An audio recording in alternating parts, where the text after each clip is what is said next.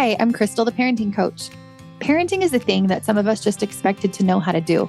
It's not like other areas of your life where you go to school and get taught, get on-the-job training, or have mentors to help you. But now you can get that help here. I believe that your relationship with your children is one of the most important aspects of your life and the best way that you can make a positive impact on the world and on the future. I've made parental relationships my life study, and I use life coaching tools, emotional wellness tools, and connection-based parenting to build amazing relationships between parents and their children. If you want an even better relationship with your child, this podcast will help you. Take my parenting quiz at the link in the show notes. Once we know what your parenting style is, we will send some tips tailored to you and a roadmap to help you get the most out of my podcast. Welcome to today's podcast episode, Support for Your Parenting Journey. I am really excited to bring you this episode. It is very different than anything I've actually ever done before. I was on a summit, and it was like an online summit thing that you sign up for, and there's a bunch of different experts that speak. It was called the True You series. And I really loved the interview, and I loved all of the questions that she asked. I felt like they were really insightful. I felt like our conversation was so good. And so she sent me over the video and audio files so that I could share with you all on my podcast. And what I love about this is she really asked the kind of questions that I think you probably all would be thinking in your minds anyways. If you were able to ask me the questions that you have, I would guess that a lot of these questions have crossed your mind. It is also really like the start of parenting support as well. Like if I'm struggling in this, like where do I start and what do I do? So it originally aired on the True You series summit with Kasia Bradford. And I'm bringing you this interview where I get asked all the parenting questions. I give all of the answers. And also I want to mention, I mentioned this on last week's podcast episode, but I'm doing the last live round of parent school. So I would invite you just to tune in to listen to kind of my unique answers, my responses to these, and kind of what we're doing here and the work that I do with people, and see if you feel called to do it as well. And if so, you can check out the link in the show notes. You can also go to coachcrystal.ca/group, and that will be open for the whole month of March, and we will start in April.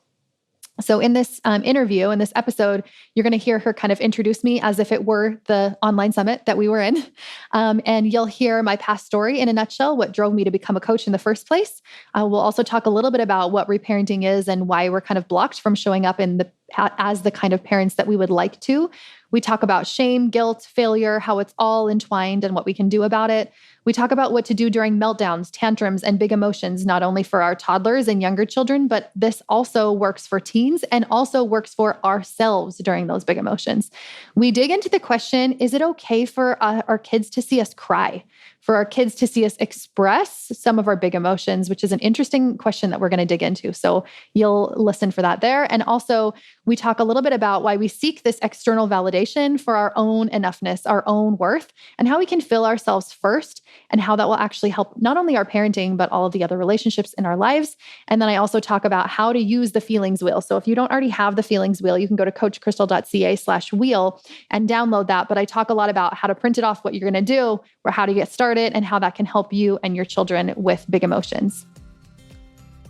So we are ready for our next guest. So I want to introduce to you Crystal Heidsma.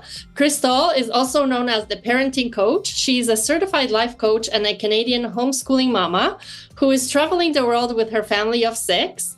She combines her background in psychology with helpful mindset tools, somatic work, and emotional processing to help parents change generational parenting patterns.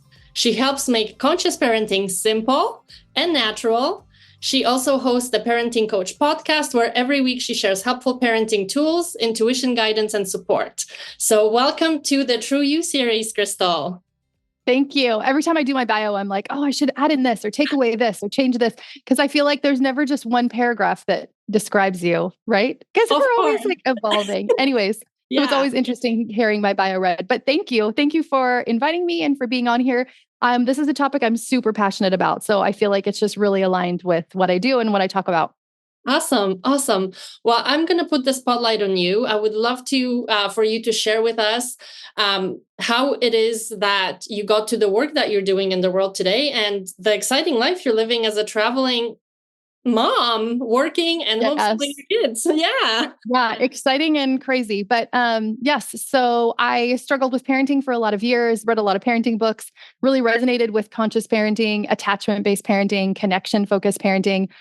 So those were the books I was reading. Those were the kind of the programs I was going to, but I felt like it was pretty much impossible to actually do and to implement always. I always thought it was so hard. I have some neurodiverse kids and their behaviors were really difficult, and they kind of got to this part where I was like, there's no way that I can deal with this anymore. Like, I don't know what to do. And slowly things started to shift and change. But what the change was me, not them. And I think for so many years, I kept thinking it was them. And that was why I was responding in the way that I was. Looking back on it now that I know so much more, I know that it was really just these unhealed parts of myself that came from my own childhood and from my own parentage that was passed down to me that was really blocking me from being able to parent in the way that I wanted. Until I did that healing, it was really difficult, like nigh impossible to actually show up as a parent in the way that I wanted. So I kind of slowly, gradually found that it was not a quick fix overnight. It was like years. And then when things were going pretty well, I was looking for a master's program in psychology. I found the life coach school. I decided to go that way instead because it felt like a much better fit for me. Became a certified life coach. And so, yes, I do help parents, but I also coach pretty much anyone on anything because what that block was for me was that I needed a lot of reparenting. There was a lot of wounds that were kind of coming up, places that I was being triggered by. And when I went back to heal those things, it changed all of the things. It changed my relationship with my husband and with my children and how I showed up there. It changed business. It was kind of a holistic approach, I guess. And so when I work with people, so often this whole series is the True You series. What I'm really dealing with people isn't like, this is what we do about parenting. We actually talk very little about parenting. It's coming back to ourselves. It's leaning into ourselves. It's coming to know ourselves again in a deeper way. And so that's my favorite message to give, which is why I was like, this is a perfect, whole topic's perfect. I love that. That is so beautiful. Thank you for sharing that. And yes, I love that you said that parenting is so little to do with actually parenting and so much more about like looking within and figuring out what is it that gets to shift within me so I can show up the way that I want to show up. That's all of it. And it's like the end product is you parent in the way that you always wanted to, and the way that you envision, and the way that you read in all the books without actually reading the books. So it's pretty awesome. Is there anything specifically, so for those parents who are struggling right now and are in the conversation of, I'm not the best parent that I know I can be, was there anything specifically that first caught your awareness when you were in that space, that like the self-talk that you were having or some thoughts that you were having that would help place people in that space? Yeah, a therapist that I chatted with at the time had kind of just shifted my perspective by just saying like, what if this is how your child's always going to be? And for a bit, I was like mad and like, no, like I need this to change. Like I need this. And she was like, what if he is neurodiverse? And what if this is something that you're going to be dealing with for a long time? Like, then how do you want to be? And I was mad for at least a day or two. And I was like, no, there's no way. Like, this can't be my life. I can't handle this. But then I just thought like, well, if this is going to be the way that it is, what do I do? And so the next time that there was a big meltdown, I just knew like, oh, I don't say anything here. I just pause, I just step away, and I just go be by myself for a while. And that's the only shift that happened for like a long time. For several months, that is all that I did. In the moment when I was noticing I was really angry, he was really angry, he was freaking out, I was freaking out, I would just stop and I would just chill.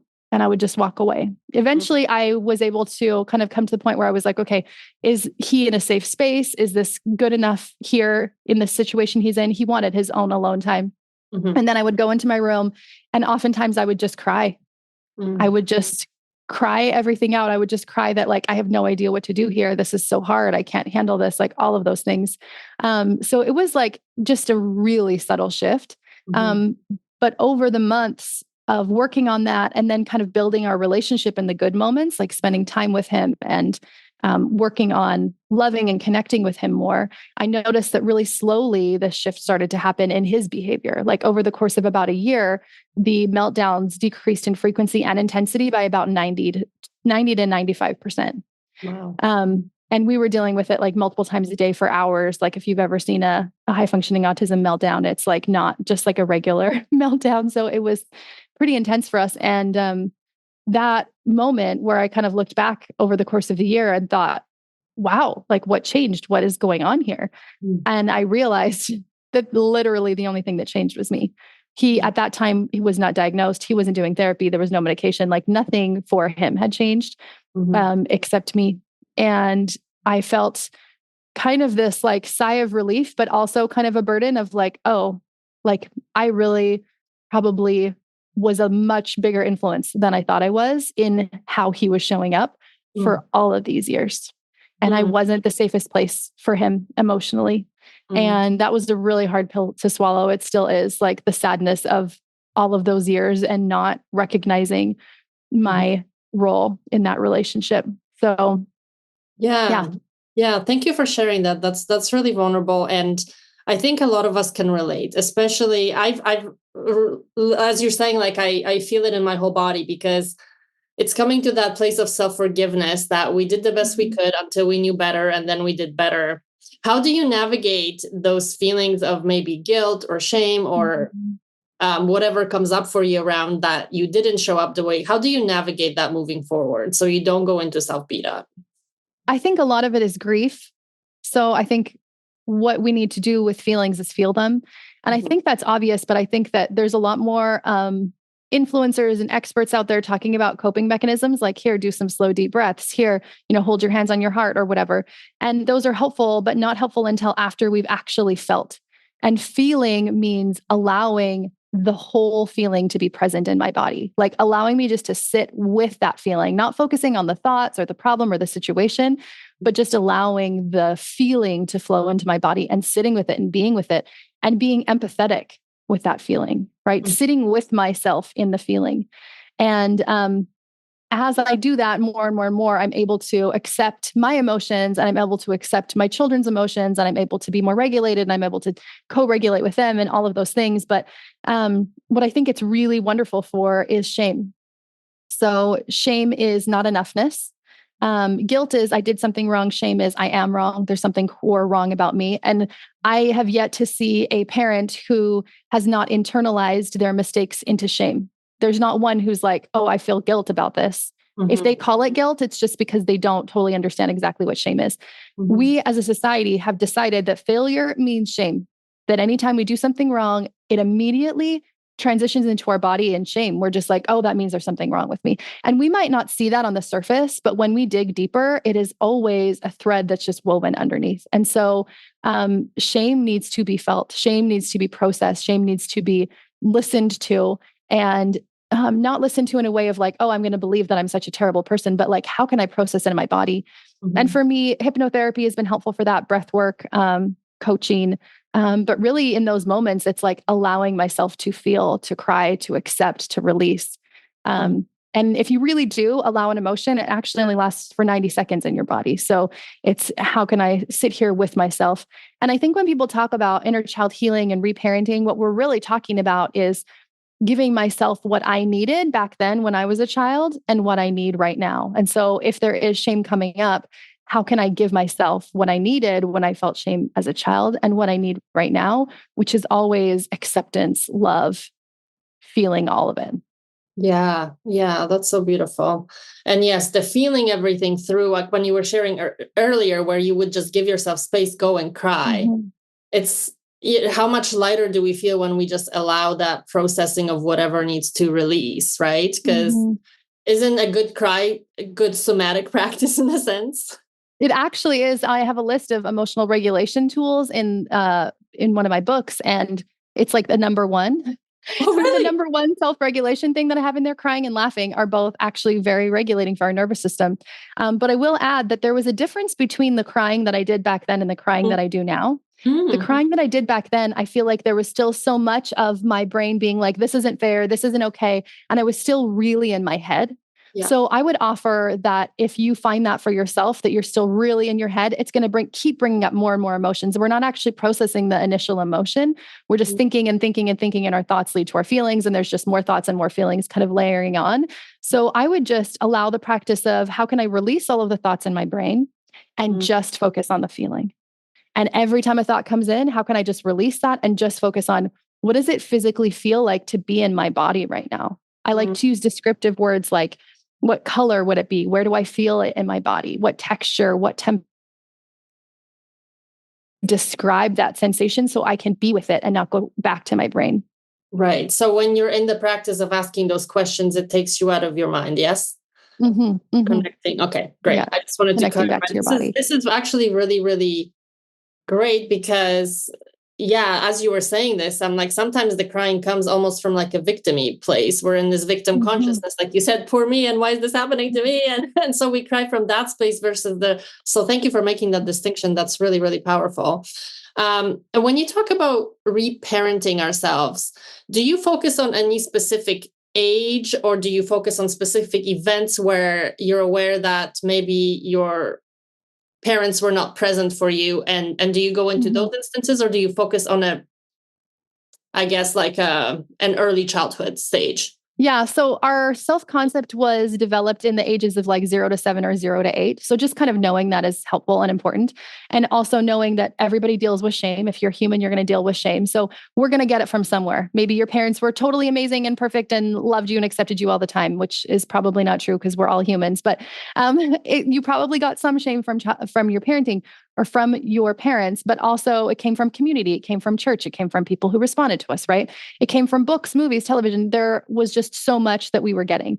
And so it is going to be in there somehow. And so we don't necessarily focus on a specific age or a specific event. If you do hypnotherapy, you are going to go more back to a specific event, but it's just going to kind of flow in. You're not going to be like choosing what flows in. But for the most part, what I think of is what is triggering me in this moment. So if I'm feeling a strong emotional activation to something, a big feeling, it's because there's a trigger underneath the surface. And every time that I've dealt with this with myself and my clients, the trigger has always been shame under the surface. So I ask myself a question like, what is really bothering me about this? On the surface, it might seem like I'm in Costco, my child's having a meltdown. This is a problem. They're freaking out. They're screaming, right? I have all of these thoughts about it. Like, I need to stop this. But under the surface, I'm like, well, what really is bothering me about them freaking out in Costco? What am I making this mean about me? And under the surface, I'm thinking of a specific situation because this has happened several times in grocery stores to me. If you have little children, you've probably realized this too.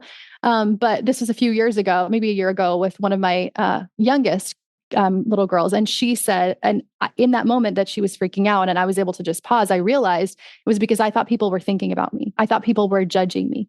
I thought they were thinking, she's such a bad mom. How could she do this? She should know better. She shouldn't allow this behavior, right? And as I realized, like, oh, this is actually only bothering me because of my thoughts about me in this moment.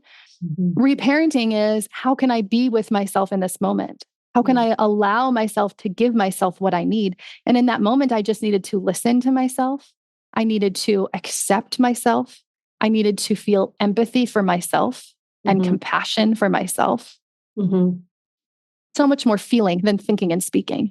And when I can bring that feeling to myself now, I'm also bringing it back to the part of me that felt shame when I was younger in the same way. Even if I'm not going back to a specific event, I am giving my inner self right now what I actually need. Yeah. And sometimes that work is like, sometimes we need to verbalize something or set boundaries or whatever. Sometimes there's more there, but a lot of reparenting is that process of feeling our shame, dealing with our shame. And I would say the other two things are allowing ourselves to rest and play more. Because as human adult parents, we don't really do that very well. Yeah, that is true. That is very true. I would love to just go to your example of kids freaking out in grocery stores, because yes, we've all been there. If we have had kids, we've been there. Yep.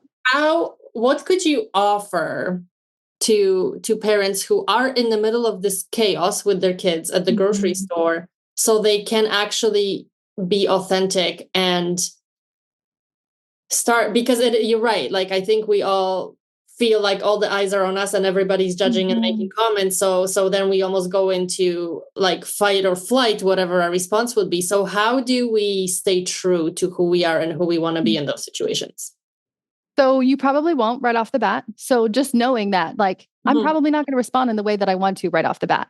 Also, through our mistakes, we're showing our children how to process their feelings, how to process shame, how to deal with things that are hard. So just allow that part of it, that it's not going to be perfect. Anytime there's perfectionism, it's always rooted in shame. So we're trying to like unshame all of this, starting with ourselves.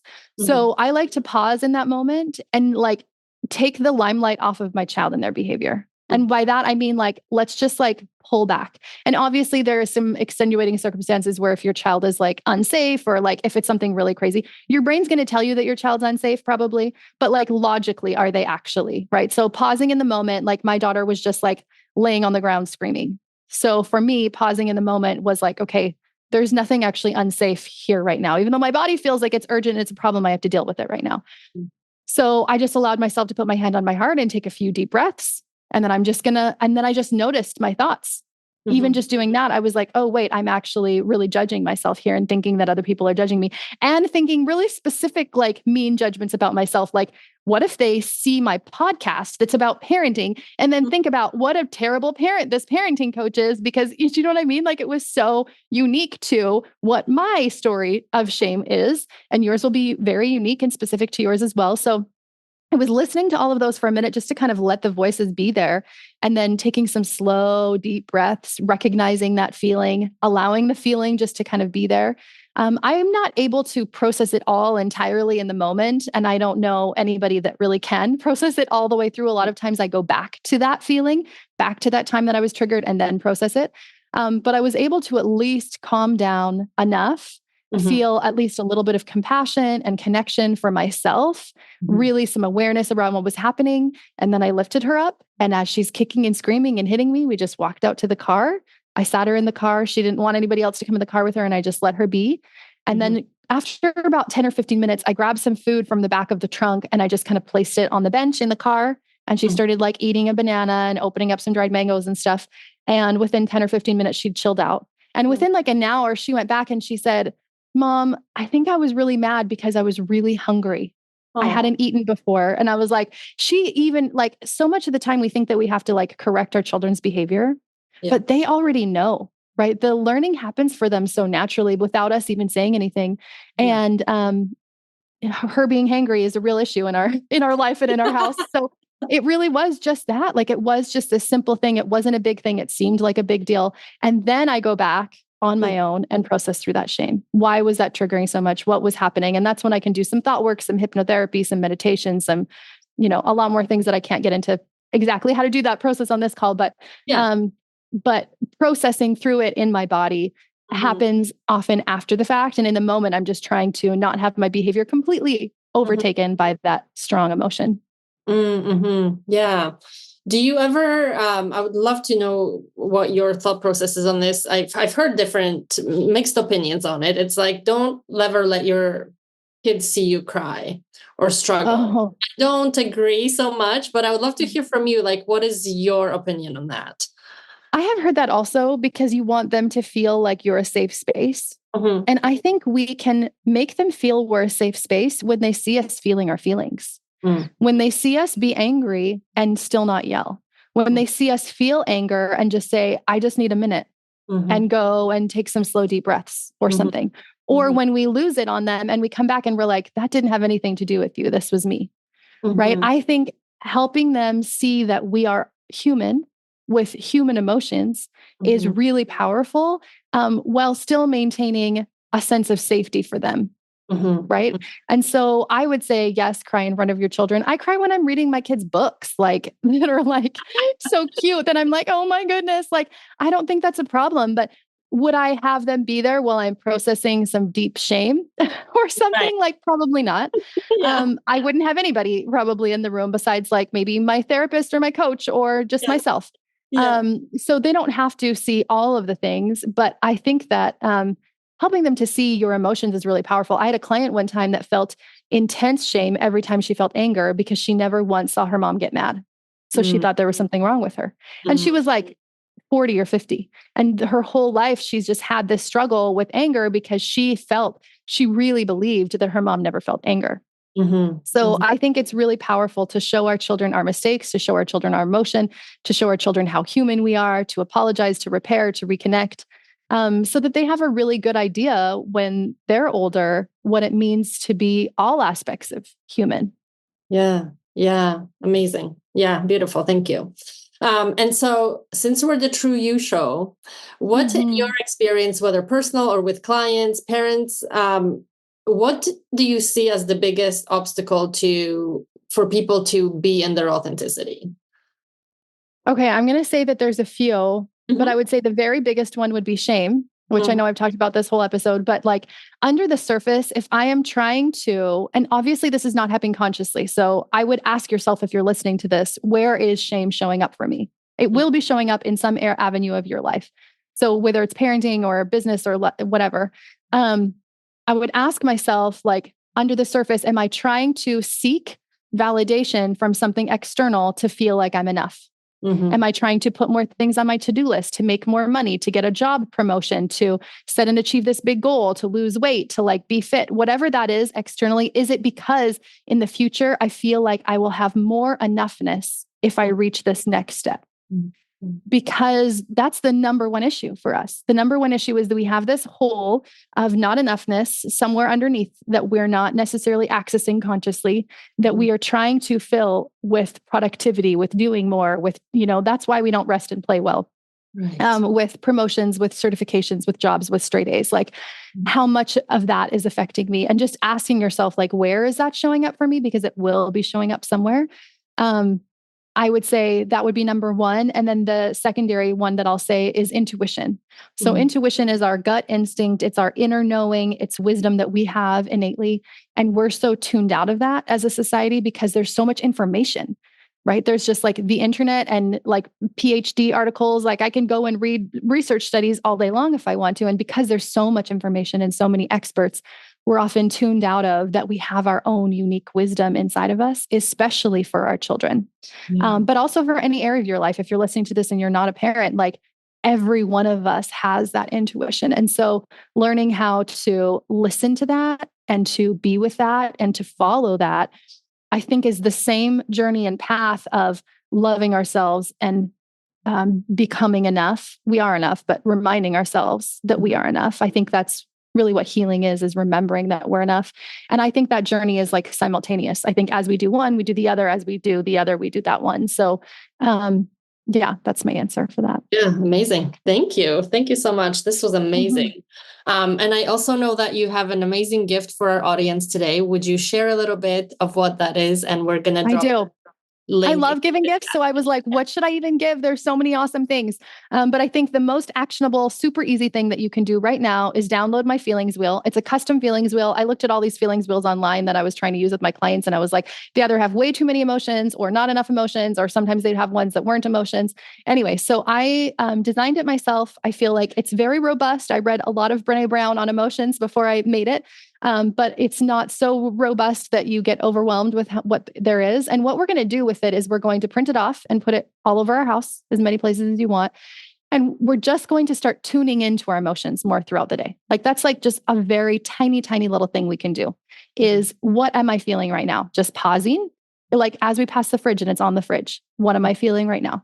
The more emotionally aware that we become, the more we're going to be able to respond in the way that we want to with our emotions, feel our emotions, because we'll actually recognize we're feeling them instead of like, why am I eating an entire sleeve of Oreos and watching Netflix at midnight? Like, okay, it's actually because I'm feeling some feelings right now. So we're going to feel our feelings more. And that in turn will help our children, even if we don't ever teach it to them, even if we don't ever talk to them about emotions. Like you don't even have to do that. I mean, you can, but you don't even have to do that in order for it to affect change in them. Yeah. Oh, that is amazing. Sounds so great. And we're dropping that link for everybody in the chat right now. So grab that wheel and post it all over your house. You heard it from Crystal. And yes. Thank you so much, Crystal, for being with us today. Where else can people find you if they want to connect with you? So the Parenting Coach podcast is a great place to be, the.parenting.coach on Instagram. I answer all of my own DMs. I will respond to you with any help that you want. And I have a really great video right now on how to process frustration through your body. So when I was talking about we have to do it somatically, it can be tricky to do that on our own. And so if that's something that you're struggling with and you're like, I kind of want to learn more about that, which we didn't get to dig into the how-to so much, reach out to me over there and I can get that for you as well. And Yeah. And my website is coachcrystal.ca. Fantastic. And we will definitely have all of that linked up too for those of you who are not here with us live and will be getting the replay. So thank you again so much, Crystal, for being with us, sharing your wisdom, and we will see you soon. Thank you. Thanks for listening. If you'd like to help spread this work to the world, share this episode on social media and tag me. Send it to a friend or leave a quick rating and review below so more people can find me. If you'd like more guidance on your own parenting journey, reach out.